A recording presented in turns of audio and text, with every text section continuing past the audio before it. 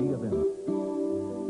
Nos povoados que se transformariam em cidades históricas, viviam artistas, nasciam poetas que cantavam em seus versos o grande tema da época, a liberdade. A liberdade do Brasil, que queria finalmente se separar de Portugal.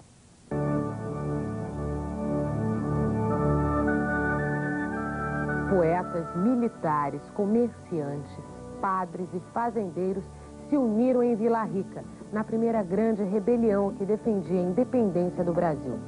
A Conjuração Mineira.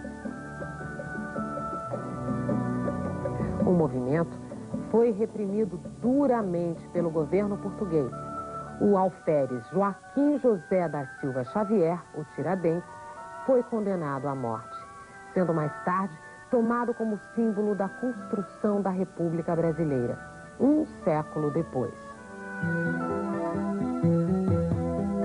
Músicos e poetas celebram as formas encantadas de Minas. São azuis de muitas montanhas, formas que fazem nosso olhar se perder no infinito e entender um pouco porque os mineiros gostam de contemplar o mundo, sem muita pressa.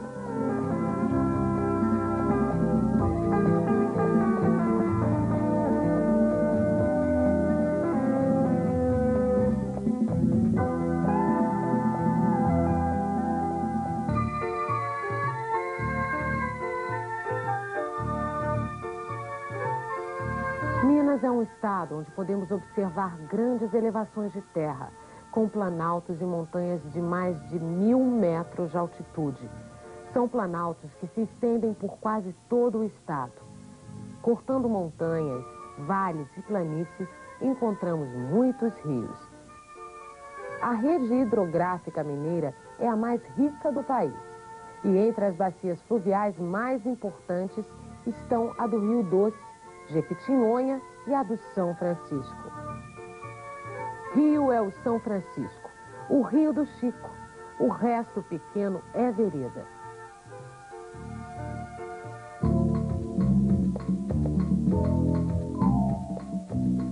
Em toda a região do São Francisco, a vida das populações ribeirinhas ou dos beiradeiros é marcada pela passagem das embarcações. E o beiradeiro, na extensa região do Baixo São Francisco, é aquele que vive do rio, do que o rio lhe dá.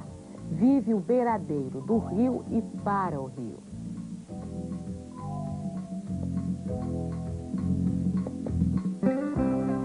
O São Francisco é um rio que cruza sertões. Os sertões das caatingas, das pastagens abertas, dos chapadões, dos cerrados. E das fazendas mineiras no norte do estado.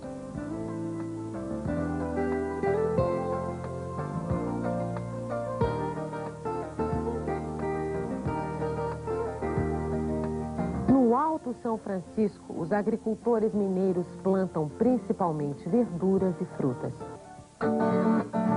É a lavoura e a cidade. Os grandes sertões, as modernas indústrias. Minas são várias, cores, formas e sons, de um povo que se aperfeiçoa dia a dia, fazendo da educação a base para a construção do seu futuro. Ser mineiro é ser misterioso, né? Porque o mineiro é uma pessoa que é misteriosa, é calada, uma pessoa que é quieta, mas é uma pessoa que sabe quais são os seus ideais, sacou? Gostaram, bate palma aí, bate palma. Para o poeta Carlos Drummond, ser mineiro, viver em Minas, faz parte de um mesmo canto brasileiro. Meu país, essa parte de mim, fora de mim, volta em cor, em paisagem, na polpa da goiaba. E sinto que sou mineiro, carioca, amazonense, sou todos eles, coleções de mins entrelaçados.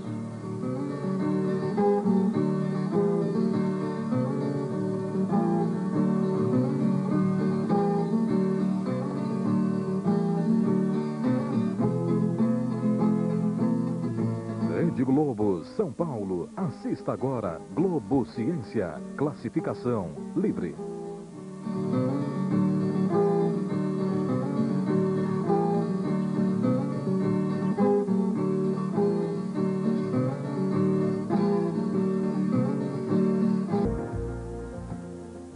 Estou precisando comprar uns 2 quilos de medida. Sentimento, valores morais e éticos.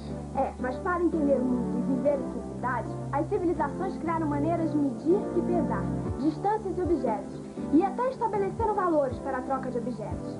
Essa história, os pesos e as medidas vão ser o assunto principal do programa de hoje. Se você tiver um sistema de medição, uma metodologia e uma unidade de medida, você pode medir qualquer coisa. Você vai ver também como o cinto de segurança salva vidas. Até a fragilidade de um ovo resiste a uma colisão se ele estiver devidamente protegido. E olhe para o céu, afinal o céu está aqui na Terra, quer dizer, a Terra está no céu. Fala logo, Patrick. A gente pegou uma carona no cometa Hale-Bopp. E assim você vai ver o que é um cometa.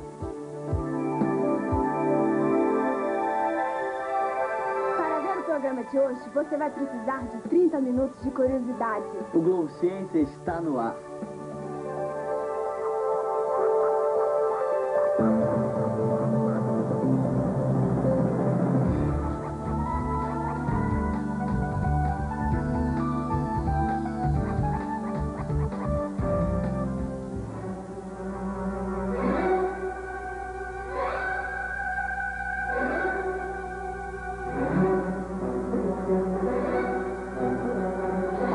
Para o céu, algumas das estrelas que vemos talvez não existam mais. A luz de Alfa Centauro, a estrela mais próxima da Terra, leva 4 anos e 4 meses para nos alcançar. Numa nave espacial, levaríamos 100 mil anos para chegar até lá. A distância entre ela e nós é medida em anos-luz. Cada ano-luz tem 9,5 trilhões de quilômetros. Na água, sonhos e distâncias são calculados em milhas náuticas, uma medida baseada na linha do Equador. Cada milha náutica tem 1.852 metros. Todas essas medidas têm um equivalente em metros. Os enciclopedistas franceses, inventores do metro, sonhavam com a liberdade e a igualdade embutidas numa medida padrão, comum a todos os povos. O sistema métrico é um produto da Revolução Francesa e é difundido, espalhado com as guerras napoleônicas. Onde Napoleão vai, ele implanta o sistema métrico. Para eles e para nós, a ambição das medidas é a medida da ambição humana.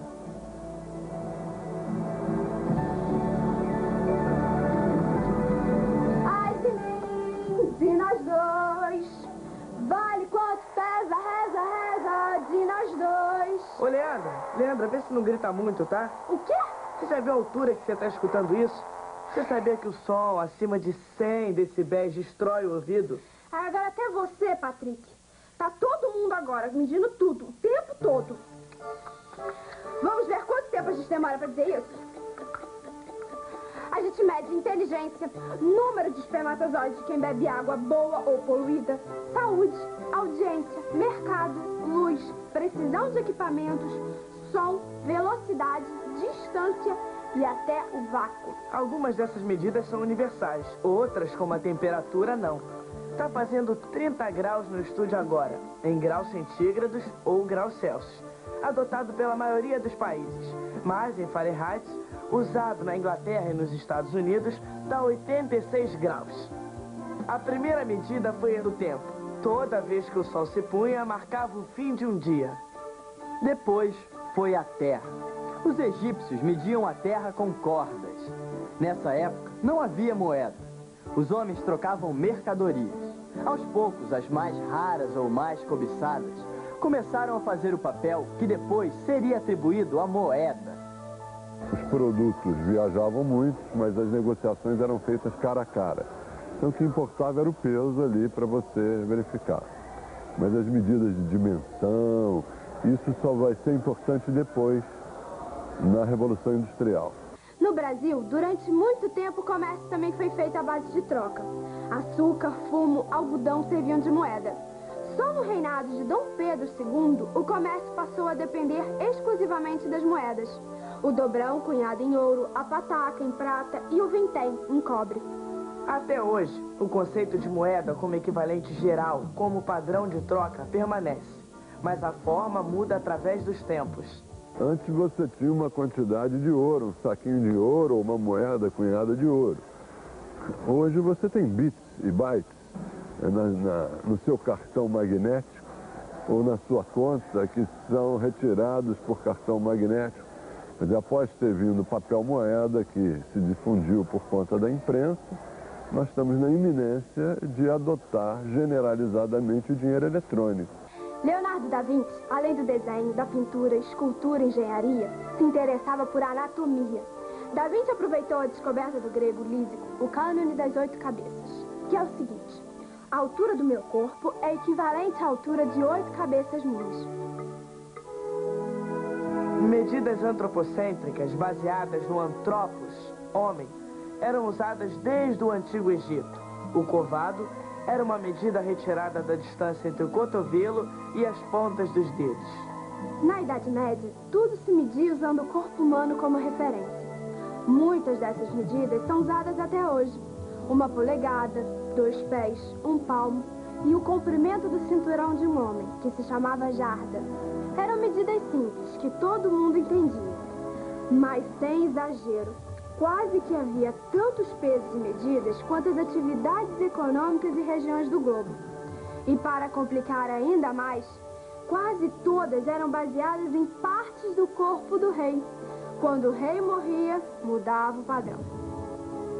Até hoje, no interior do Brasil, fala-se em léguas, pesa-se em litros e sequer o alqueire, a medida de terra mais comum, não é igual em Minas e em São Paulo. O alqueire mineiro corresponde a 48.400 metros quadrados e o paulista a 24.200 metros quadrados. Existe ainda o alqueire do norte, com 27.225 metros quadrados. E olha que o Brasil foi um dos primeiros países do mundo a adotar as medidas padrão, criadas a partir de critérios científicos e universais, no fim do século XVIII, na França. Dom Pedro II introduziu o sistema métrico decimal no Brasil em 1862, 13 anos antes da primeira convenção do metro realizada em Paris. Mas foi só em 1973 que foi criado o Inmetro. Nesses 24 laboratórios estão os padrões e referências de pesos e medidas utilizados pela indústria e pelo comércio do Brasil. E é naquele laboratório onde se esconde as 7 chaves, o peso padrão. Este é o laboratório de massa do Inmetro no Rio de Janeiro. Aqui são feitas as calibrações de acordo com o padrão internacional de medidas. O quilograma é a medida de massa para o sistema internacional. Os protótipos são tão precisos que até um grão de poeira faz diferença, ou mesmo a umidade e o calor do corpo humano. Por isso, estamos vendo apenas uma réplica do padrão, guardado às 7 chaves em outra sala. O protótipo do quilograma padrão é feito de uma liga muito densa de platina e irídio. E é a partir deste protótipo que são calibrados todos os pesos de referência do Inmetro. No momento eu estou monitorando uma pesagem de padrões de referência do Inmetro com padrões do cliente. Esta balança mecânica de altíssima resolução e exatidão garante que as réplicas de aço inox têm uma medida muito aproximada do protótipo. Desde a primeira convenção do metro, o peso é medido da mesma forma, pelo método comparativo. Até a década de 60, este tipo de balança era usado para comparar o protótipo e as réplicas. Nós fazemos calibrações de padrões, tanto, para você ter uma ideia, da Casa da Moeda do Brasil, onde controla as barras de ouro, até a fábrica de elementos combustíveis da indústria nuclear brasileira. O quilograma, medida da massa, é uma das 7 unidades básicas do Sistema Internacional de Unidades. As outras são metro, medida do comprimento, de onde partem todas as outras. Segundo, médio tempo. Ampere, intensidade da corrente elétrica. Kelvin, temperatura termodinâmica. Mol, quantidade de matéria. E candela, intensidade luminosa. As medidas não mudam, mudam os equipamentos para medir, que ficam cada vez mais precisos. Você já pensou em saber a massa de uma formiga? Pois aqui no Inmetro, neste laboratório, esta balança digital pode nos dar esta resposta. O Edivaldo vai primeiro pesar esse potinho sem nenhuma formiga. Agora a gente vai ver qual é a variação com a formiga dentro do pote. Edivaldo.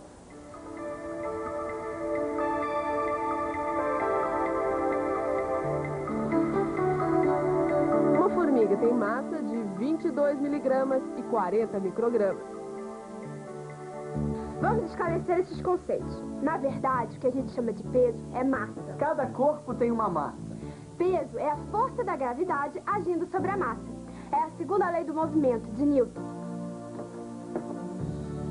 Eu tenho uma massa que é de 54 quilogramas, aqui na Terra, onde atua a força da gravidade. Quer dizer então que você pesa 54 quilos? É assim que a gente fala. Mas para a ciência, eu peso 54 quilogramas força. Na Lua, minha massa seria de 9 quilogramas, porque a força da gravidade é 6 vezes menor do que a da Terra. O pontapé inicial para um sistema universal de medições foi dado na França por um filósofo chamado Condorcet. Ele era deputado durante a Revolução Francesa. Condorcet, o químico Lavoisier e o físico Bourdais decidiram que o padrão das medidas não deveria mais se basear no homem. A medida deveria ser universal, livre e igual para todos, baseada na Terra. Assim nasceu a Expedição Meridiana, com um único objetivo: definir critérios científicos para uma medida padrão que já existia, o metro. 2 astrônomos partiram em direções opostas, um para Dunkerque e outro para Barcelona, com uma missão: medir o arco do meridiano entre essas 2 cidades e deduzir, por uma simples regra de 3, a distância do polo ao Equador, 1/4 do meridiano. Os meridianos são linhas imaginárias, verticais, que abraçam o globo terrestre. Uma vez determinada a medida do quarto do meridiano, estabeleceram que sua 10.000.000ª parte seria o padrão metro. Aproximadamente a medida de um passo de um adulto. Então vamos ver quanto é que está medindo o seu passo, Luiz? Ué, vamos.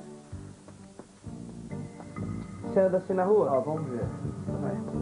Vai, agora pode. Pera aí. Bota mais pra cá.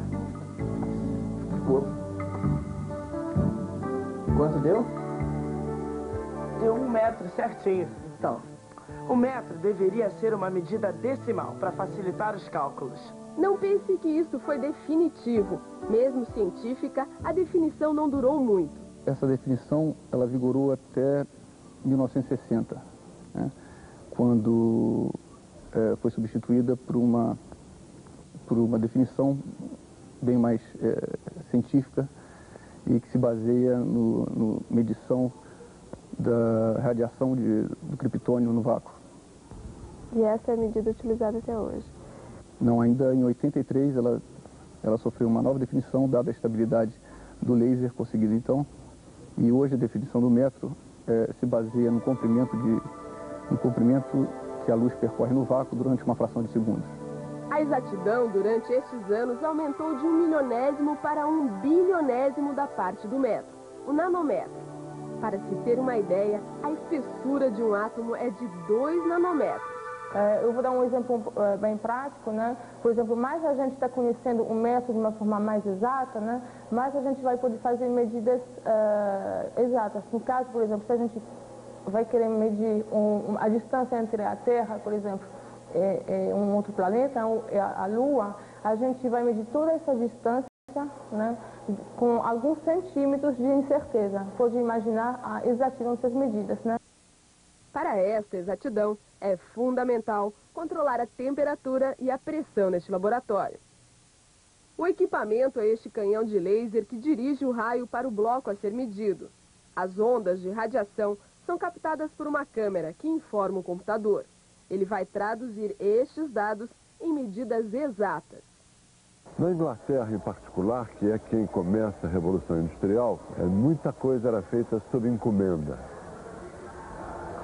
Quando você tem a Revolução Industrial difundindo pelos Estados Unidos, você começa a ter uma soma de duas coisas extraordinariamente importantes. De um lado, da demanda, a padronização das coisas, porque os projetos eram megaprojetos. Por outro lado, do ponto de vista da produção, você começa a ter o aperfeiçoamento da tecnologia que te permite produzir peças iguaizinhas, uma depois da outra, todas iguaizinhas. E você introduz um conceito que não é muito utilizado, porque o nome é complicado, que é o conceito de intercambiabilidade. Significa que quando você coloca uma peça, e essa peça para montar não funciona, você pega uma outra, porque tem várias iguais, apenas essa deu um pequeno defeito, então rapidamente você substitui. Você não tem que fabricar uma nova peça. No sistema inglês não, você botava a primeira peça, a segunda peça, a terceira peça, tudo tinha que ir fazendo peças uma a uma. Se formos traçar o caminho que nos leva ao princípio da intercambiabilidade, acabaremos nos laboratórios de metrologia. Aqui são calibrados os instrumentos específicos de medição de comprimento. O homem apenas programa e a máquina faz o resto. Esses instrumentos são espécies de compassos e réguas informatizados e também contam com a ajuda do laser para aumentar a exatidão das medidas e diminuir o erro na medição à distância. Este sistema, formado pelo laser e por essa máquina, é capaz de medir variações de até a centésima parte do micrômetro. O micrômetro é a milésima parte do milímetro. Só para a gente ter uma ideia, um fio de cabelo mede aproximadamente 50 micrômetros. Isso significa que esse sistema é capaz de detectar variações 5.000 vezes menor do que o fio de cabelo. A história dos pesos e das medidas é a história do aperfeiçoamento de padrões e de instrumentos para medi-los. A gente sempre tenta de melhorar usando as técnicas que nós conhecemos, né? E usando também a nossa honestidade, porque a gente pode dizer que algum comprimento é conhecido com essa exatidão e ninguém pode controlar isso, né?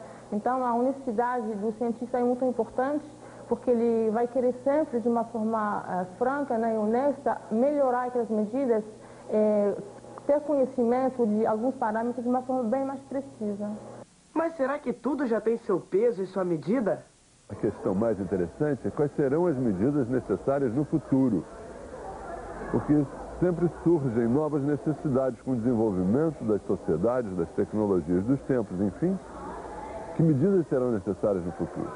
Quando você tem redes de comunicação, como as que você está estabelecendo agora, as superrodovias, a internet, você vai cobrar o uso da internet como? E aí isso ainda nos leva para uma outra questão. Quer dizer, que medidas vão ser importantes no futuro para determinar questões relativas à biodiversidade, a questões meioambientais, a questões de DNA. Pode pedir uma nova revolução. Uma nova revolução, sem dúvida. Até porque você tem... Já está aí, a realidade virtual já é quase real. E isso tudo vai implicar em novas necessidades de medidas. Gente, nosso tempo para falar de pesos e medidas está terminando. Antes, porém, temos uma proposta. Pense nos seus próprios pesos e medidas. A gente volta já já. Semana do Meio Ambiente, o Globo Ecologia faz uma homenagem à natureza. Vamos participar de uma festa, os 60 anos do Parque Nacional de Itatiaia, o mais antigo do Brasil. Eu daria de presente para o parque mais carinho. O Globo Ecologia vai ao ar sábado, às 8h20 da manhã. Um programa da Fundação Roberto Marinho. Imperdível feirão de inauguração da nova Alemar. A Ford garante o melhor produto e a Alemar o melhor preço. Essa inauguração vai ficar na história. Toda a linha Ford nas melhores condições do mercado, só nesta sexta, sábado e domingo, na nova Alemar, ao lado do metrô Vila Mariana. Atenção, você precisa parar de se preocupar com o aluguel, pensar em fazer um bom negócio e decidir pelo residencial Parque das Flores, que está sendo lançado na freguesia do Ó. São apartamentos de 2 dormitórios com telefone e garagem, com mensais de apenas R$ 390. É isso mesmo, e sem comprovação de renda. Você precisa conhecer. Visite o apartamento modelo decorado e retire seu brinde. Fica na rua São Urbano 553, a 5 minutos da Ponte do Piqueri, na Marginal Tietê. Telefone 877-7870. Venha logo, você não vai se arrepender. Miniaturas Ferrari que vão enlouquecer você.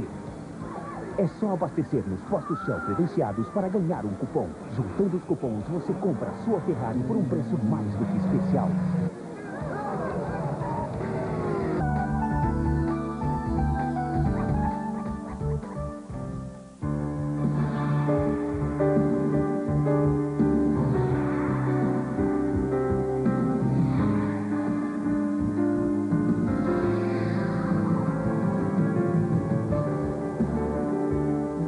Mas pegou. Depois de muitos acidentes graves, leis e multas, os brasileiros finalmente entenderam que o cinto de segurança salva vidas, tanto nas estradas quanto nos centros urbanos. A gente vê nas ruas de grandes cidades como Rio que quase todo mundo está usando o cinto, pelo menos no banco da frente. Mas você sabe onde está a ciência do cinto de segurança? Pela lei da inércia. O que é a lei da inércia? Não sei explicar, não aprendi no passado. A lei da física que eu não sei explicar. Eu sei, mas eu sou café com leite. É que eu moro na casa de um engenheiro que ganhou um prêmio internacional com uma tese sobre segurança nas estradas. E é esse brasileiro ilustre que vai explicar tudinho pra gente. Com vocês, o meu pai. Para nós do Globo Ciência, Mário Petzold é o pai do Luiz. Mas ele tem um currículo e tanto.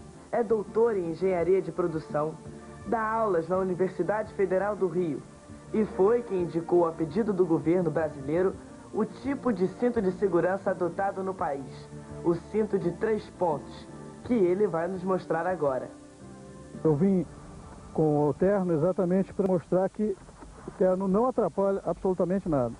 Na eventualidade de um acidente, o que acontece é o seguinte: as forças geradas pelo acidente, pela energia gerada em cima do seu corpo, elas são espalhadas através do cadarço, através do fecho que segue para o terceiro ponto, esse ponto aqui da coluna e mais o ponto aqui de baixo, configurando a distribuição através de 3 pontos, as 3 ancoragens. Quanto mais justo o cinto estiver em relação ao corpo, melhor. Os cintos antigos não ofereciam tanta proteção. O subabdominal, por exemplo, projetava a cabeça do motorista para frente, com consequências quase sempre trágicas. Mais seguro que o cinto retrátil de 3 pontos, só mesmo os usados nos carros de Fórmula 1 e de Fórmula Indy. Os corpos dos pilotos são protegidos por cintos de 6, 8 e às vezes até 12 pontos. A vantagem é que quanto mais pontos você tem, você distribui as formas de uma maneira mais uniforme ao longo da carroceria do carro. Só que esses carros são monopostos, consequentemente ele é adaptado. Praticamente o carro é construído em função do tamanho do piloto. Num carro comercial não existe, porque uma pessoa gorda ou uma pessoa magra pode dirigir o mesmo veículo. Então você tem que ter esse mecanismo de ajuste automático para evitar esse problema. Esse filme mostra que durante muito tempo a preocupação com a segurança dos carros se resumia a quem estava do lado de fora. A primeira patente de invenção do cinto de segurança foi requerida há quase 100 anos pelo francês Gustave Le Beau.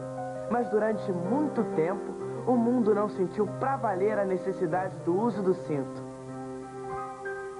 Com o aperfeiçoamento dos veículos, com maiores velocidades que os veículos podem atingir, com o melhoramento da pista de rolamento das estradas, isso começou a exigir um mecanismo de proteção individual. O aumento do número de acidentes levou as montadoras a investir tempo e dinheiro em testes de segurança.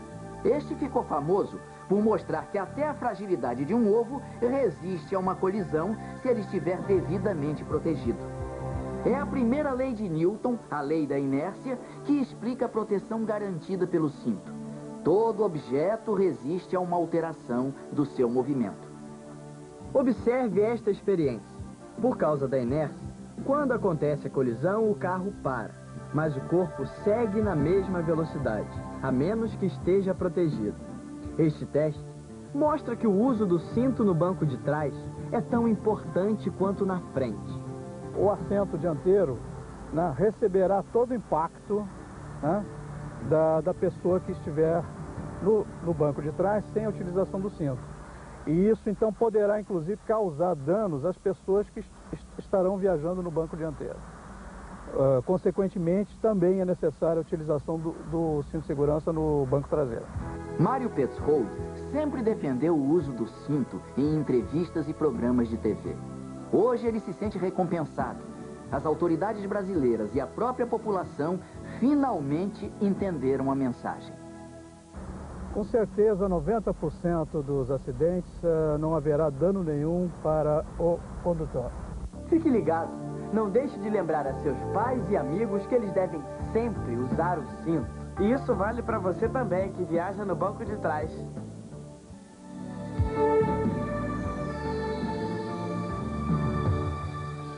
Um viajante do tempo vai passar por aqui daqui a pouquinho. Ele é muito velho, mas não perdeu o pique. Tem nome de cientista e dizem já foi muito mais brilhante. Quem é que se importa? O que a gente quer é ver um cometa, o cometa Hale-Bopp. Chegamos ao Parque da Cidade de Niterói, estado do Rio, com a turma do Clube de Astronomia Mário Schoenberg. Assim como nós, muitos curiosos estão à espera do Hale-Bopp. Curiosidade natural, ver uma coisa dessa que só acontece. Esse aí parece que a órbita dele é 3.000, leva 3.000 e tantos anos, né? Se chegar lá, vou estar muito velhinho, né? No Brasil, a visão do cometa não chega a ser um espetáculo, tanto que a nossa câmera não conseguiu captar a imagem dele.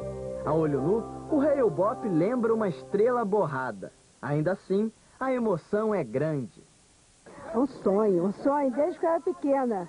Em 1910, a minha mãe contava, morava no interior de Minas, e que o cometa foi uma coisa maravilhosa na época dela. E eu cresci com essa ideia de ver cometa. O cometa que a mãe da Dona Maria Zélia viu foi o Halley, o mesmo que frustrou o mundo quando apareceu de novo, em 1986. O jovem astrônomo Martin Mackler, nosso guia nessa exploração fascinante dos mistérios do céu, tem a explicação. O Halley ele passou em 1910 e foi maravilhoso, enorme, brilhante. Já quando ele passou em 1986, ele já tinha perdido muita parte do seu material. Na última passagem dele apareceu bastante fosco pra gente, né? Toda vez que ele passa no Sol, ele perde massa. Aí vai perdendo o brilho. Os cometas são bolas de poeira cósmica e gelo. É o calor do Sol que faz com que eles percam massa e ganhem uma cauda a cada aproximação. Quanto mais perto do Sol, mais o gelo vai evaporando, maior é a cauda, e essa cauda, esse material evaporado que a gente vê. Então, quanto mais perto do Sol, mais brilhante ele fica, e à medida que ele vai se afastando do Sol, ele vai ficando mais escuro. Então, o que está acontecendo agora, no Brasil? A gente já pegou ele depois de ter passado perto do Sol e ele está se afastando. Então, à medida que o tempo for passando, cada vez ele vai ficar um pouquinho mais escuro, mais escuro, mais escuro. Viajando a uma velocidade de 150 mil quilômetros por hora, o Hale-Bopp só estará de volta dentro de 2.400 anos. Na última vez em que ele passou, os egípcios ainda estavam construindo as pirâmides. 200 gerações e 4 milênios depois, o cometa de 40 quilômetros de diâmetro ganhou fama e um nome. Há 2 anos ele foi descoberto por Alan Hale, um astrônomo desempregado, e Tom Bopp, um amador. Geralmente quem costuma descobrir os cometas são os astrônomos amadores, porque eles têm bastante tempo, eles ficam olhando em várias partes diferentes do céu. Já o astrônomo profissional, ele olha aquilo que ele quer ver. Até hoje, os astrônomos nunca conseguiram ver o que eles imaginam ser o local de origem dos cometas, a nuvem de Oort, situada a 1 trilhão de quilômetros da Terra, bem além de Plutão, o planeta mais distante do Sol. Os cientistas calculam que lá existam 10 trilhões de núcleos de cometas. De tempos em tempos, um deles é puxado para dentro do sistema solar. Se esse cometa batesse na Terra, ele causaria muitos danos? Ele causaria muitos danos, porque ele tem vários quilômetros e seria um problemão se ele caísse na Terra. Agora, os cientistas podem calcular a órbita dele com muita precisão e tem certeza praticamente absoluta que é impossível que ele caia na Terra. Agora, eventualmente, algum outro cometa pode cair na Terra? Pode, mas a probabilidade de que isso aconteça é muito baixa, um cometa grande. Já um cometa menorzinho, é possível que tenha caído lá para os anos 30, na Sibéria. O risco de colisão com o planeta é real. Em 94, O cometa Schumacher-Levy provocou um estrago e tanto no planeta Júpiter. Mas não é só a previsão de uma catástrofe que leva os cientistas a investir tanto tempo no estudo dos cometas. Qual a importância do estudo do cometa? Bem, os cometas surgiram na mesma época do Sistema Solar. Então, você estudando mais a fundo o núcleo do cometa, você vai responder, entendeu, algumas dúvidas que os cientistas têm da origem do Sistema Solar. Ou seja, você vai ter mais indícios da origem do Sistema Solar.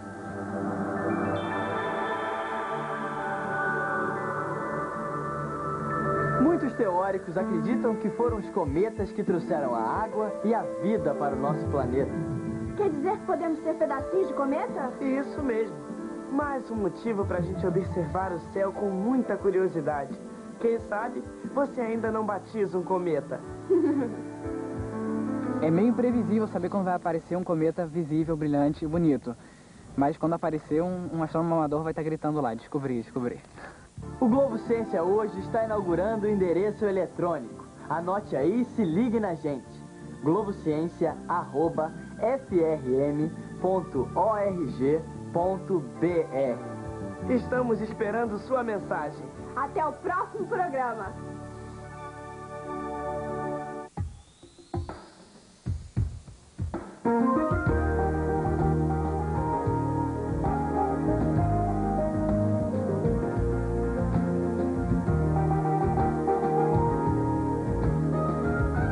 Rede Globo, São Paulo. Assista agora. Globo Ecologia. Classificação livre.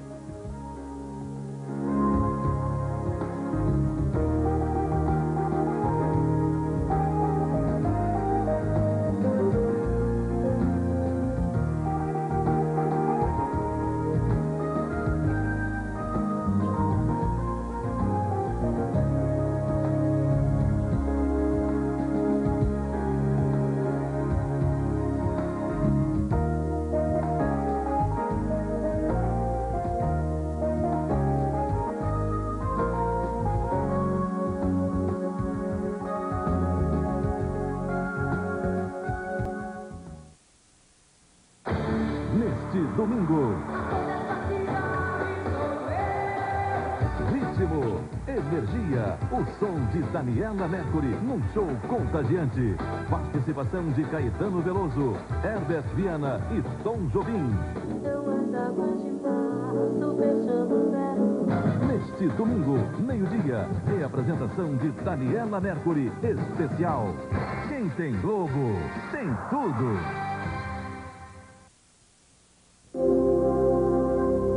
Fundação Roberto Marinho apresenta Globo Ecologia.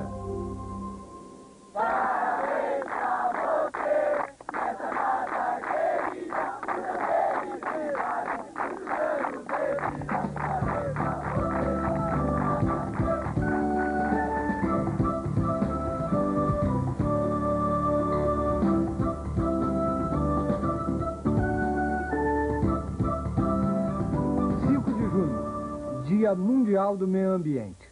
Um bom motivo para a gente pensar como vai a nossa relação com a natureza. E para comemorar a data que está no calendário das Nações Unidas, o Globo Ecologia visita o mais antigo Parque Nacional Brasileiro. Parque Nacional do Itatiaia. 60 anos de vida, 300 quilômetros quadrados de florestas e campos de altitude. Um patrimônio natural entre Minas Gerais, Rio de Janeiro e São Paulo.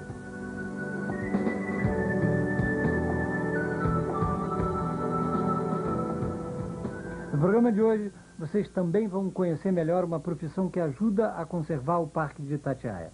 Vamos falar sobre engenharia florestal. E Washington Novaes comenta uma medida aplicada em vários países. Quem polui, paga. É a chamada contabilidade ambiental. No dia em que nós fizermos as contas dos custos ambientais, tudo vai mudar para melhor e vai ser muito mais justo.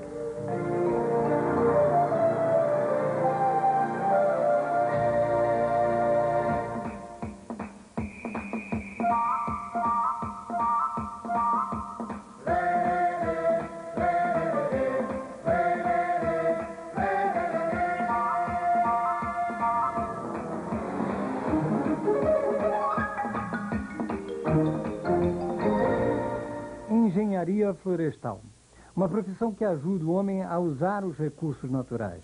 Um trabalho que combina ciências biológicas, exatas e humanas, visando o desenvolvimento sustentável.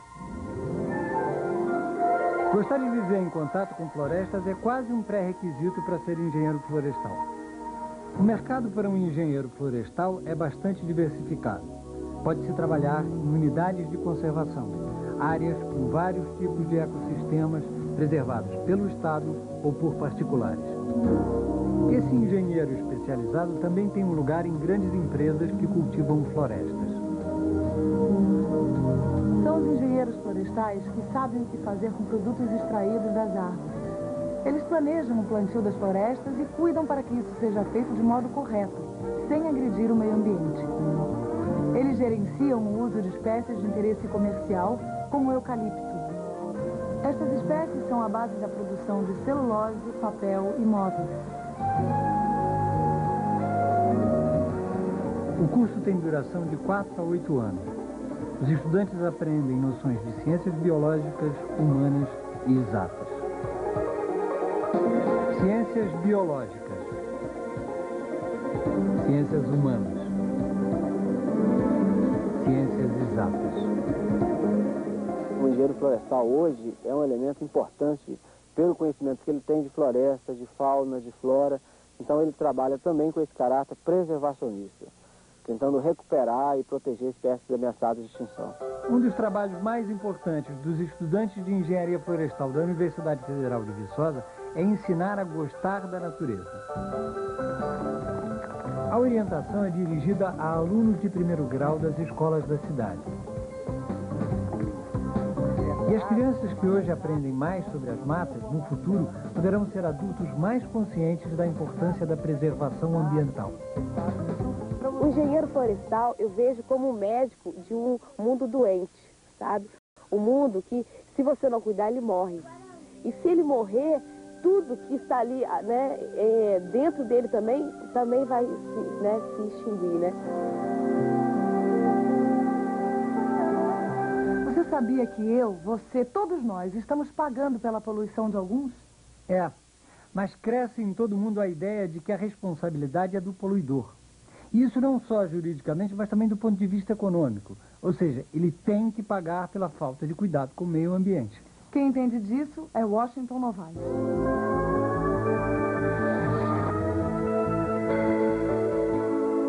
Uma grande parte dos problemas ambientais no Brasil poderia ser evitada se nós conseguíssemos mudar o nosso modo de ver algumas coisas.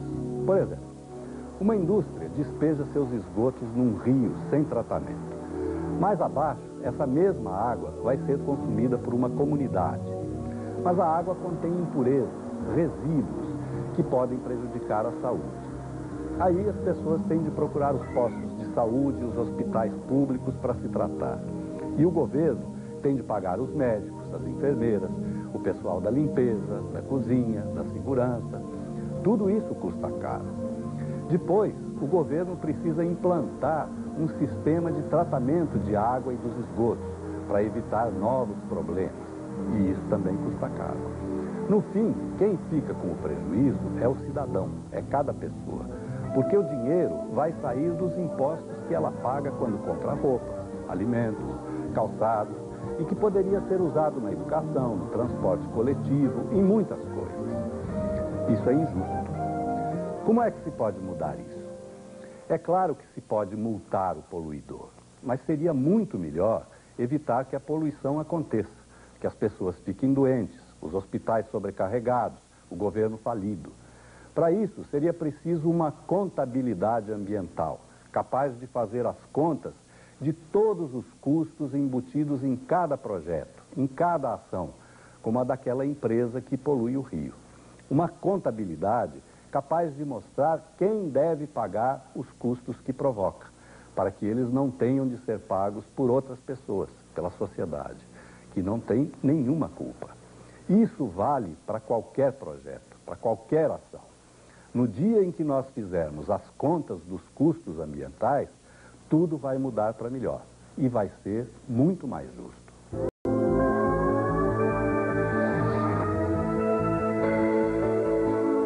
Não é possível nevar numa região verão tropical? Como pode, num único lugar, fazer um calor de rachar ou um frio danado com apenas alguns quilômetros de distância?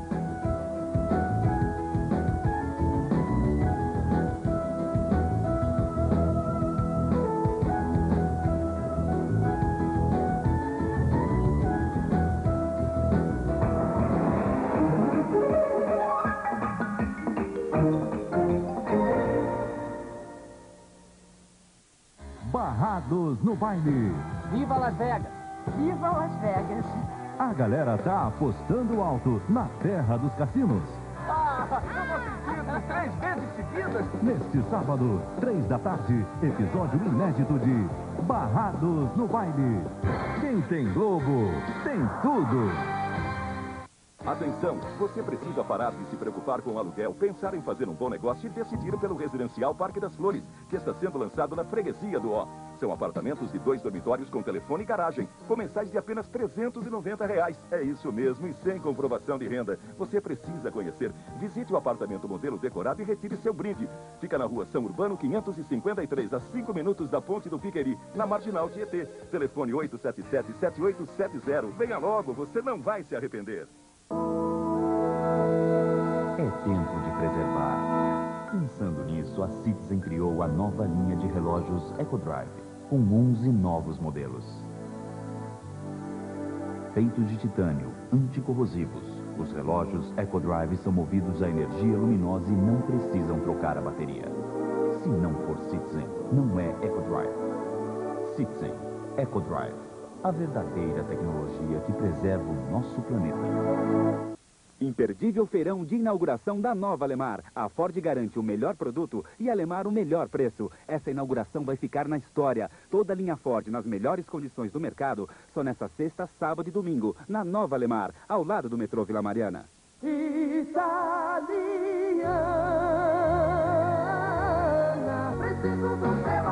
Os 14 maiores sucessos. Christian e Ralph. Em CD e cassete, Globo.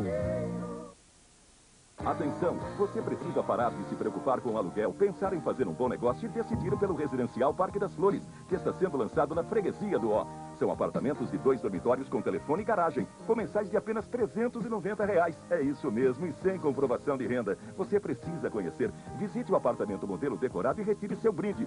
Fica na rua São Urbano 553, a 5 minutos da Ponte do Piqueri, na Marginal Tietê. Telefone 877-7870. Venha logo, você não vai se arrepender.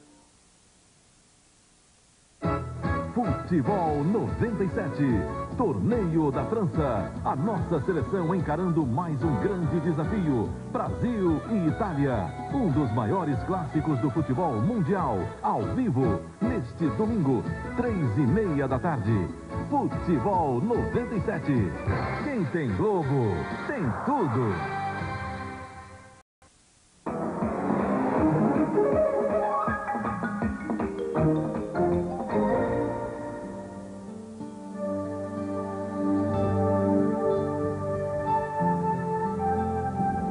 A natureza não esquece. As árvores guardam em seus anéis a lembrança de tempestades, sol, variações de temperatura, das estações ao longo dos séculos.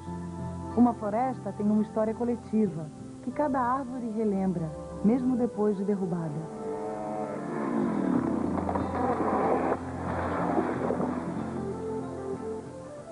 Esse texto da escritora canadense Anne Michaels nos lembra que nem só o homem tem memória. Quanto mais valorizarmos o conhecimento acumulado nas pedras, nas árvores, nos animais, maiores as possibilidades de uma vida mais harmoniosa, menos predatória e mais cheia de sabedoria. São lições que a gente pode continuar aprendendo em Itatiaia. A biodiversidade tão presente nesses campos de altitude e nessas florestas tropicais é o nosso cenário.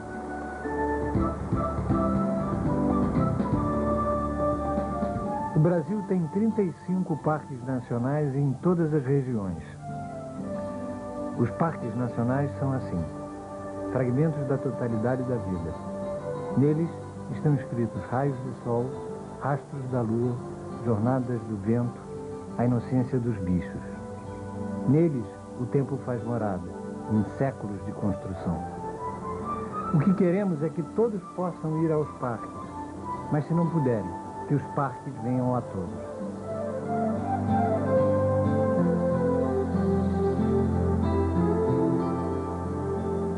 Fica até difícil pensar que isso tudo está tão pertinho de nós. Um cenário de aventuras e de histórias de amor. 1997, aniversário do Parque Nacional do Itatiaia, uma das primeiras unidades de conservação do Brasil. O Parque Nacional do Itatiaia merece, no dia de seu aniversário, uma atenção maior das autoridades competentes. Se pudesse, eu fazia que todos os visitantes não jogassem lixo e o parque ficasse mais limpo. Eu daria de presente para o parque mais carinho.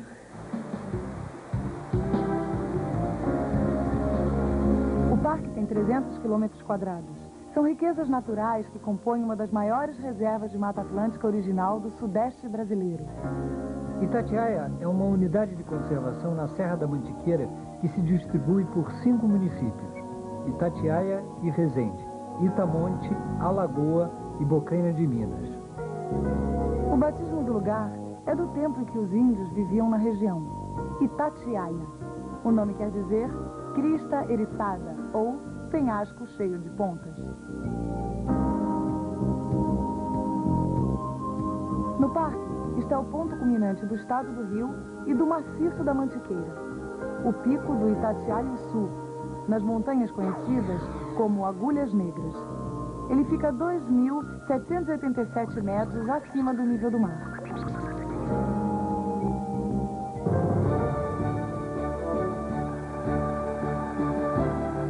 A beleza ficou preservada por causa das dificuldades de acesso e dos rigores do clima. A altitude faz com que Itatiaia tenha temperaturas de até 15 graus negativos no inverno, e isso nos trópicos. As geadas são comuns, mas sempre que neva, Itatiaia vira notícia. O espanto vem da localização do parque.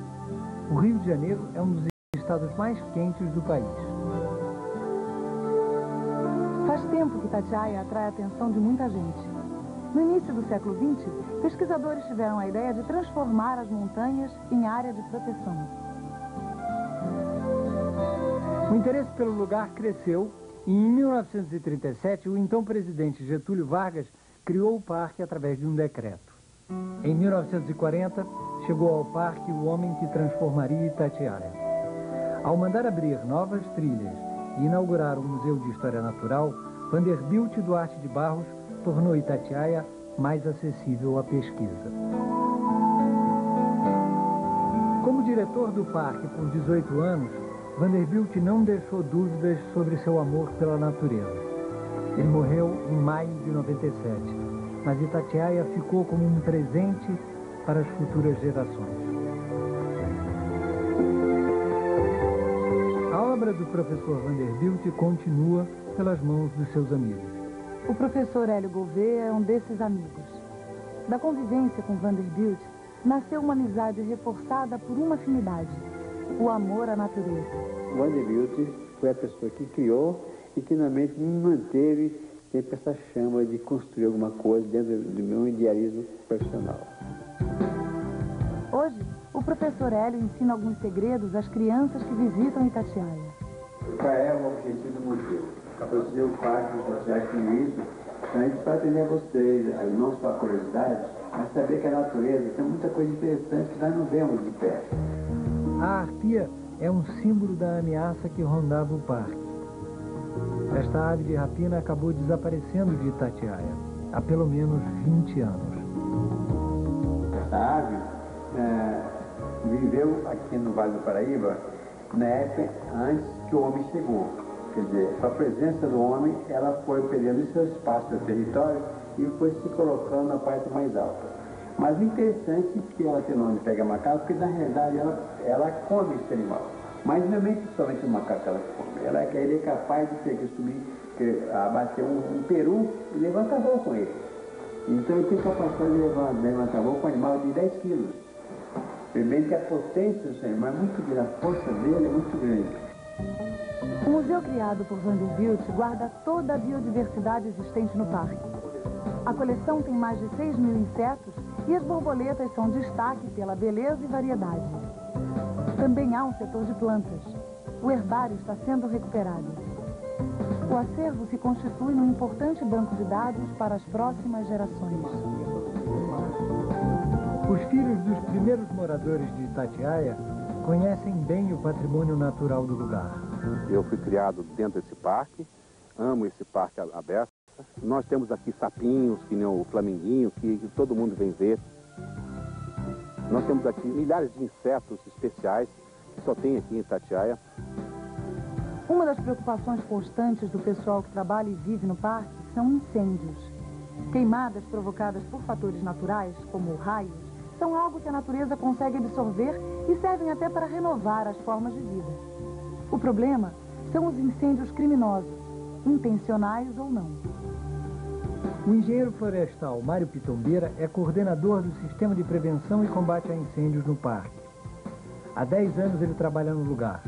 Tempo suficiente para saber de onde vêm esses incêndios. A principal causa de incêndios nessa unidade de conservação são os criadores de gado que desenvolvem a sua atividade de maneira arcaica em terras acima de 1.800 metros de altitude, onde pela lei comum, pela lei que é válida para todo o país, já deveria ser por si só área de proteção ambiental.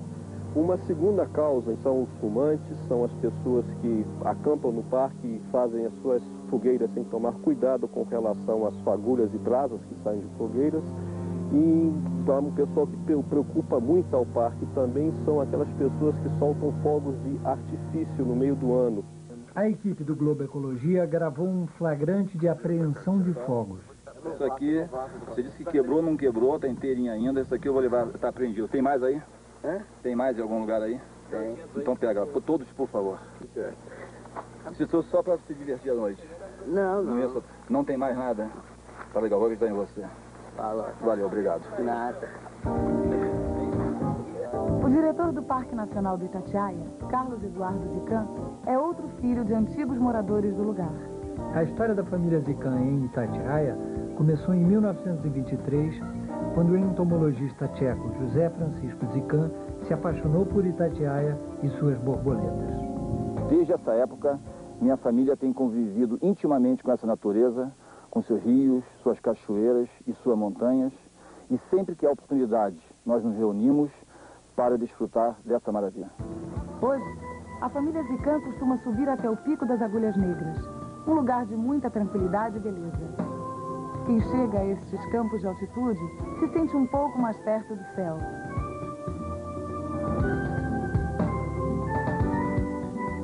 O irmão do diretor do parque é vice-presidente do grupo excursionista Agulhas Negras. Ele dá um conselho para quem quer se aventurar nas montanhas.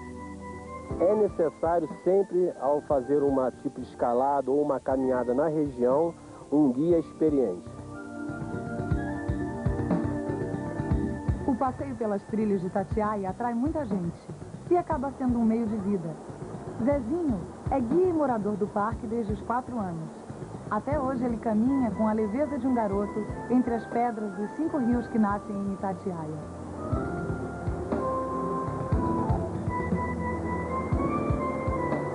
Aos 60 anos, o Parque de Itatiaia é um programa para todos os gostos e idades.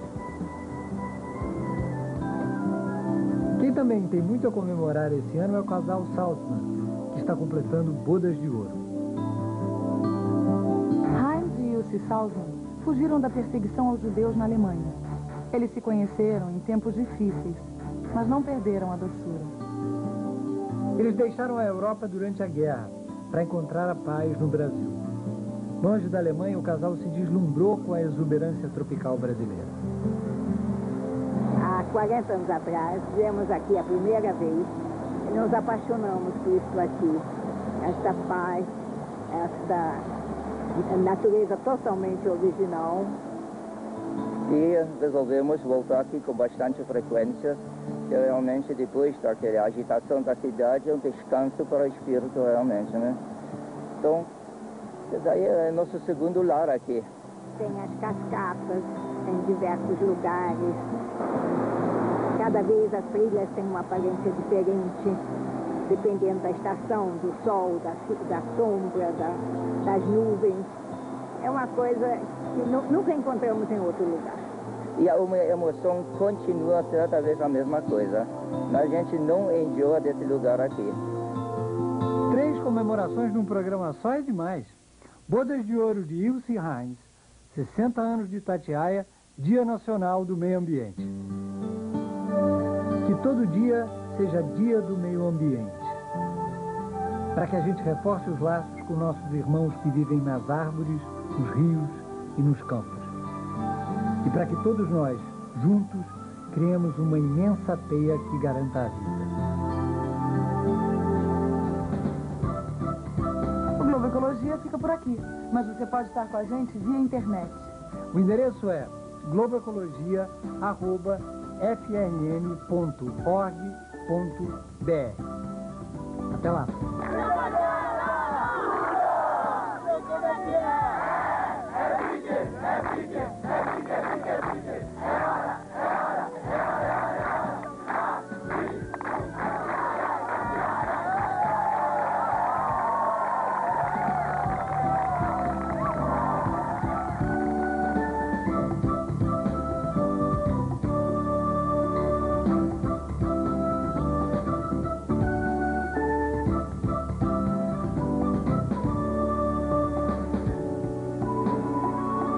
Rede Globo, São Paulo. Assista agora, Telejornal 2000.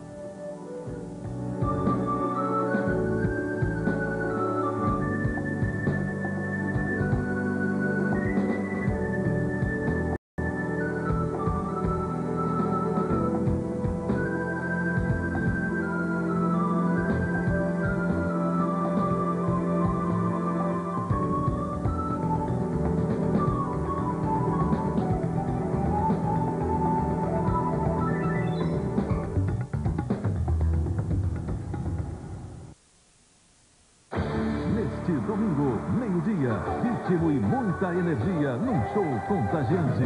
Reapresentação de Daniela Mercury especial. 1h15, Mel Gibson, Danny Glover, arrepiando em Máquina Mortífera, temperatura máxima. Às 3h30, a nossa seleção entra em campo. Brasil e Itália, ao vivo, pelo Torneio da França. 5h15, Fausto Silva agitando Domingão do Faustão. Às 9 da noite, o Fantástico. E logo depois, as confusões de Sai de Baixo. Quem tem Globo, tem tudo.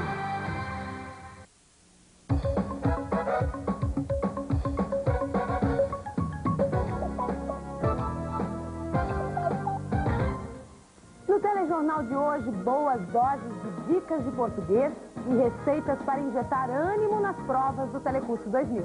Praticar com antigos testes antes das provas. É a receita de uma telesala da Fiocruz, no Rio. Na memória dos brasileiros estão as experiências das vacinas de Oswaldo Cruz, o médico sanitarista que deu fim às epidemias.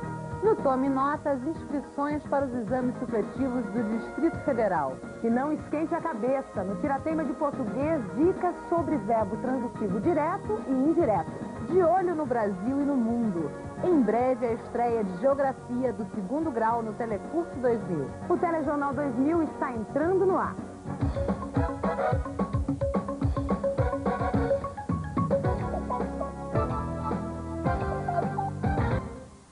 Sempre uma receita para tirar dúvidas antes das provas e arrumar tempo para quem estuda e trabalha.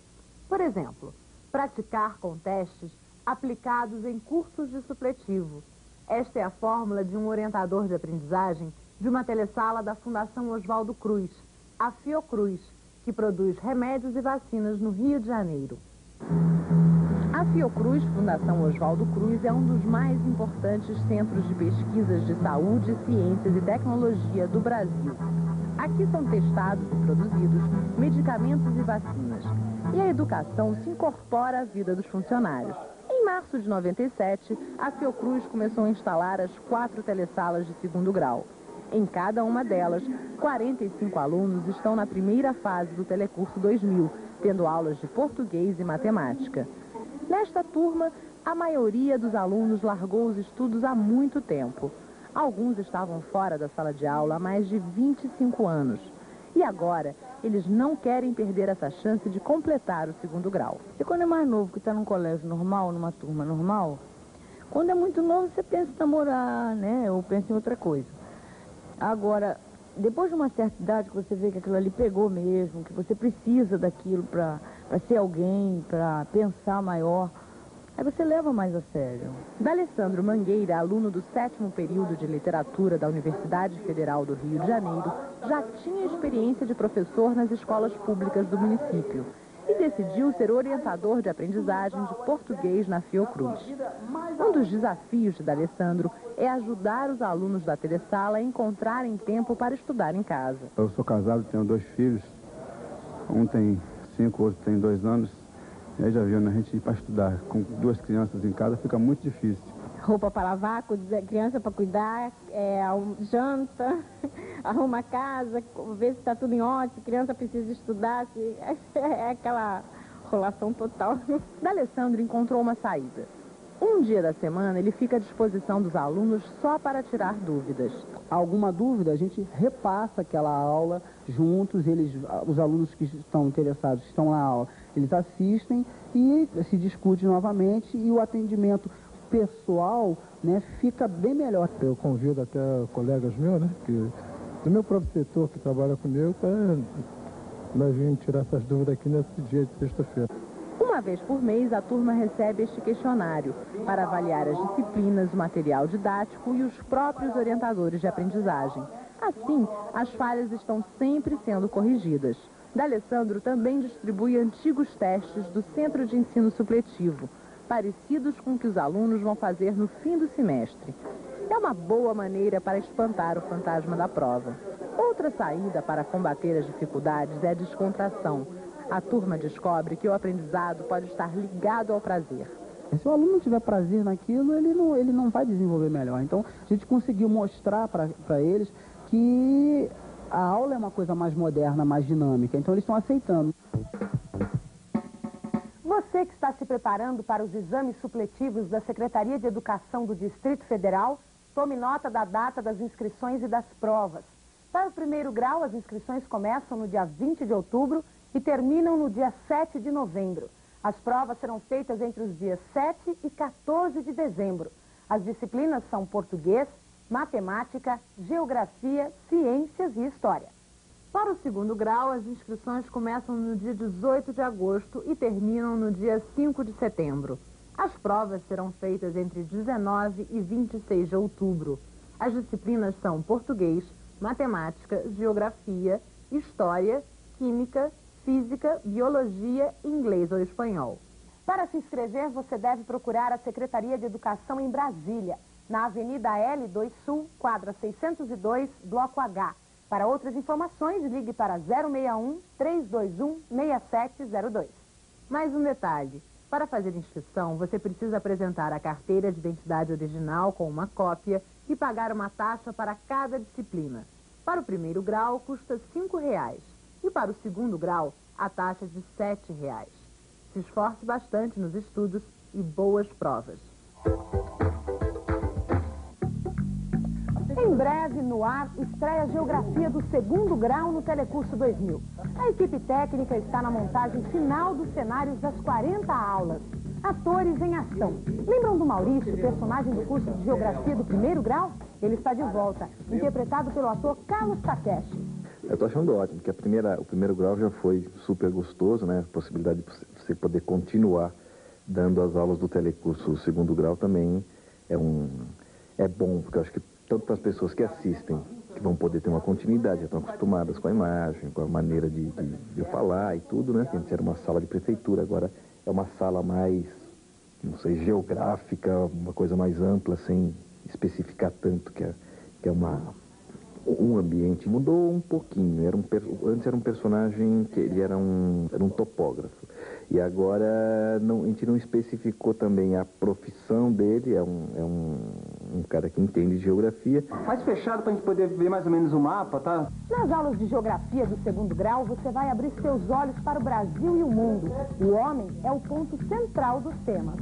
Os temas de geografia do segundo grau, eles são temas que dizem ao interesse do homem hoje. Quer dizer, A gente, por exemplo, tem um programa só sobre internet, tem um programa sobre países pobres, países ricos, tem um programa sobre mudanças no mundo contemporâneo, tem outro sobre migrações, tem um sobre poluição, sobre fontes de energia.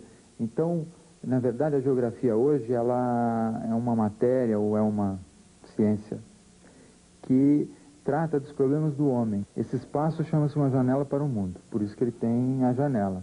Então ele tem várias janelas para o mundo. Tem a própria janela, da onde a gente pode ver o mundo ao vivo e a cores. Tem o computador, que também é uma janela para o mundo. Tem os livros, que são outras janelas para o mundo.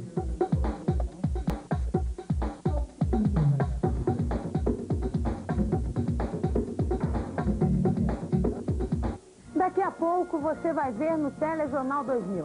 A diferença entre verbo transitivo direto e indireto no tirateima de português. E vamos relembrar as vacinas de Oswaldo Cruz. A gente já volta.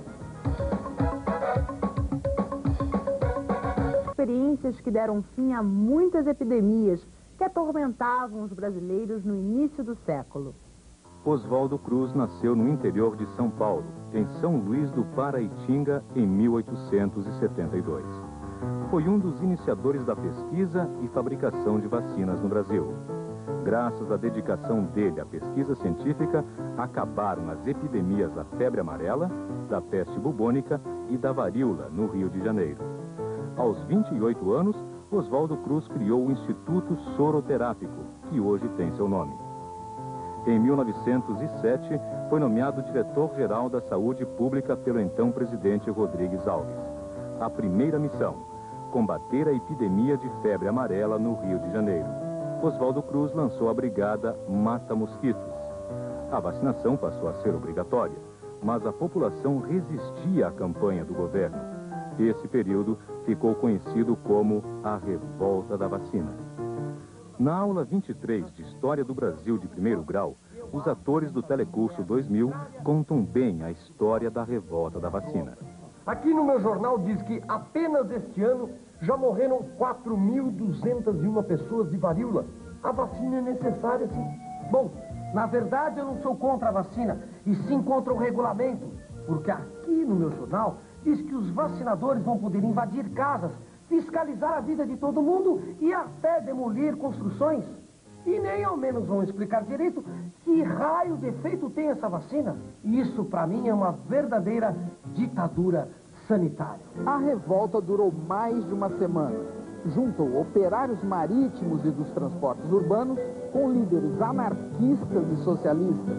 Comerciantes, estudantes e militares se misturavam nas barricadas com desempregados, vadios, capoeiras.